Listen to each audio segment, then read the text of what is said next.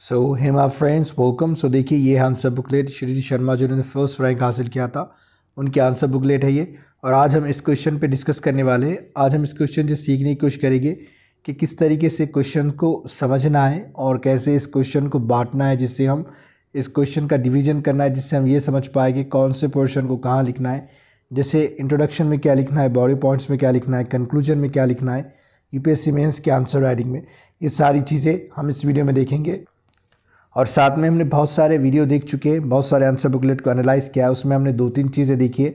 जब भी कोई इंट्रोडक्शन स्टार्ट होता है तो सब में पहले हम क्या करते हैं, मतलब जो टॉपर्स है जिनके भी आंसर्स हम देख रहे हैं, वो या तो कोई भी चीज़ को डेटा से अपने चीज़ को डिफ़ाइन करने की कोशिश करते हैं, कोई रिपोर्ट से डिफ़ाइन करने की कोशिश करते हैं, या फिर सेंसस के बारे में लिखते हैं, या फिर जो भी क्वेश्चन में पूछा गया, जैसे यहाँ पे चाइल्ड लेबर है, सोशल कंडीशन है, इकोनॉमिक कंपल्शन है, तो इसके बारे में वो सिर्फ डेफिनेशन दे देते हैं कि हाँ ये चीज़ ऐसी है, और बाद में जो भी आगे पूछा गया है, ओके, कॉन्सिक्वेंसेस पूछा गया है यहाँ पे चाइल्ड लेबर के जो कॉन्सिक्वेंसेस क्या होते हैं, ये इकोनॉमिक कंपल्शन से आता है या सोशल कंडीशन इसका जिम्मेदार है, वो पूछा गया तो उसे एड्रेस करते हैं, हाईलाइट करते हैं बॉडी पार्ट्स में। फिर कंक्लूजन में थोड़ा बहुत इधर उधर कर उसके बारे में किस तरीके से हेल्प करना है, क्या चीज़ें ज़रूरी है इसे रोकने के लिए, वो सारी चीज़ें बताई जाती है।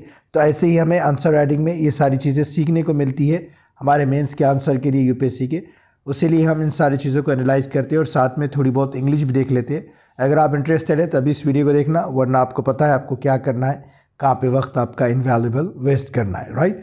तो देखते हैं क्वेश्चन को। Child labour is not just the consequence of economic compulsion but also social conditions. Elaborate करना है, हमें बताना है, डिटेल में लिस्ट आउट करना है।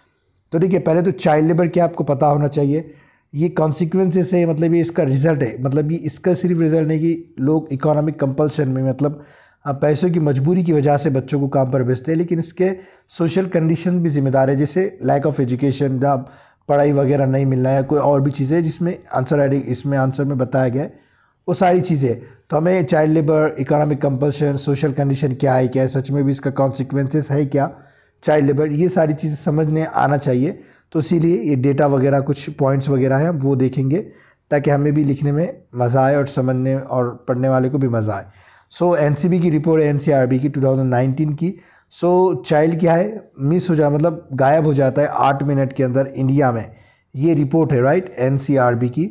और सेंसस 2011 क्या कहता है, मतलब चाइल्ड लेबर है करीब 10 मिलियन के करीब, right, it's child labour at 10 million, ये बात हो रही है। एनसीआरबी की रिपोर्ट बताई गई है, सेंसस 2011 के बारे में भी बताया गया है। तो इस तरीके से डेटा ड्रिवन इंट्रोडक्शन है ये, राइट। फिर उसके बाद देखिए, this inhuman practice not only violates article 24 but also deprives children of their right to childhood. अब you have to write in the comment section what is article 24, okay, let me know in the comment section. So जो article 24 है, मतलब ये सिर्फ इसी ही violets नहीं कर रहा, लेकिन बच्चों को उनके जो राइट टू चाइल्डहुड है, जो उनके बचपन का अधिकार है, वो भी छीनता है, राइट। इनह्यूमन प्रैक्टिस कौन सी है, चाइल्ड लेबर वाली प्रैक्टिस की बात हो रही है।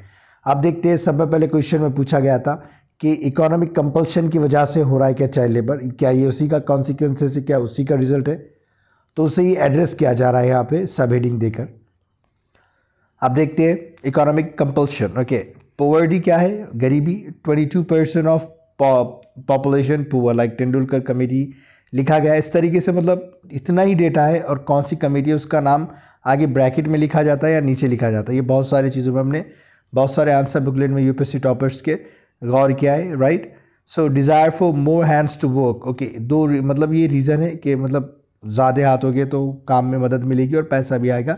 गरीबों वाली सोच बताई गई है, मतलब इतने लोग इसलिए गरीब है ये बताया गया है, ये इकोनॉमिक कंपल्शन बताया गया है, right. So impact of pandemic, okay, UNESCO means of child labour expanded manifold due to economic need, मतलब पैंडमिक में लोगों की जो इकोनॉमिक कंडीशंस है वो बहुत बुरी हो गई थी, इसी वजह से लोगों की ज़रूरतें बढ़ी और उस वजह से चाइल्ड लेबर भी बढ़ा, ये बोल रहे हैं। More prevalence of child labour in poor families, okay, जो पुअर फैमिलीज है, गरीब परिवार है, वहाँ पे तो बहुत ज़्यादा ही मतलब चाइल्ड लेबर का चलन है। चलन मतलब लोग मजबूरी में भेज देते हैं पैसा ना होने की वजह से, और पढ़ाई पर उनका मतलब भरोसा भी उतना नहीं होता इस वजह से भी। Yet, okay, this is only side of the Okay, what is this? I can't, I'm not able to read this. You have to let me know in the comment section. Okay, so ये तो एक ही side है एक तरफ का, और दूसरा देखते हैं डेवलपमेंट. ओके, डिफरेंस क्या होता है. More child labour from Bihar Orissa. तो ज़्यादातर देखेंगे तो जो बच्चा मजदूर है वो कहाँ से आते हैं, बिहार उड़ीसा से आते हैं, राइट. अब सोशल कंडीशंस भी पूछा गया था, इकोनॉमिक कंपल्शन पूछा गया, अब सोशल कंडीशन के बारे में भी पूछा गया है. जैसे लैक ऑफ एजुकेशन, मतलब एजुकेशन की कमी की भी बताई गई यहाँ पे. जैसे हाई फर्टिलिटी रेट होता है, पॉजिटिव्स ऑफ ओके, मतलब less knowledge about positives of education, मतलब एजुकेशन से कुछ अच्छा नहीं मिलने वाला है, ये भी लोगों की बहुत ज़्यादा सोच होती है, इस वजह से भी कि सोशल कंडीशन है. दूसरा है जो पैट्रियार्की है, uneducated women, more children. Okay, increase propensity for child labour, मतलब जो अनएजुकेटेड वुमेन है वो ज़्यादा मतलब प्रोड्यूस करेंगे, राइट. उसकी बात हो रही है यहाँ पर. Okay, role of caste, caste का भी रोल यहाँ पे. Young children from lower caste as household help in upper caste, तो मतलब दूसरे के पास भी काम करने के लिए जाना होता है.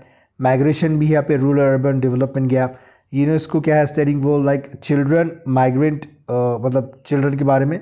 Migrant children 80% less likely to get education, 40% end up in work.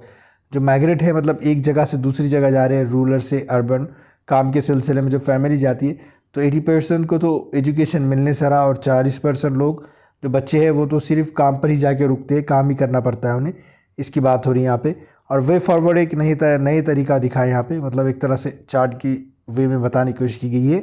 ऐसा हमने पहले कभी नहीं देखा था दूसरे आंसर बुकलेट में.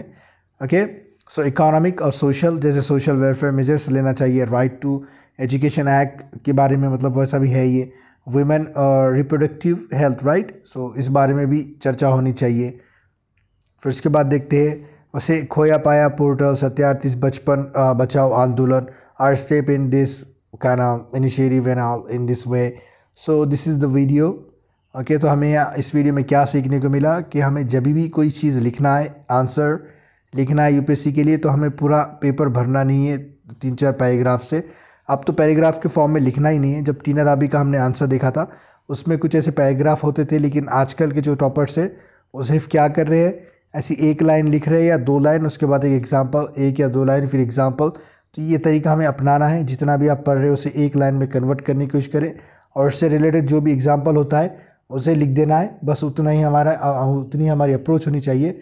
कंक्लूजन को अलग तरीके से लिखना है. ये सारी हम भी प्रैक्टिस करते हैं, आप भी प्रैक्टिस कीजिए, राइट. प्रैक्टिस से ही सारी चीज़ें आती है. अगर आपको वीडियो में कुछ नया सीखने को मिला, समझने को मिला, तो वीडियो को लाइक करना, कमेंट में बताना वीडियो कैसा लगा, और दूसरों तक भी शेयर करना. वीडियो देखने के लिए आपका बहुत बहुत शुक्रिया.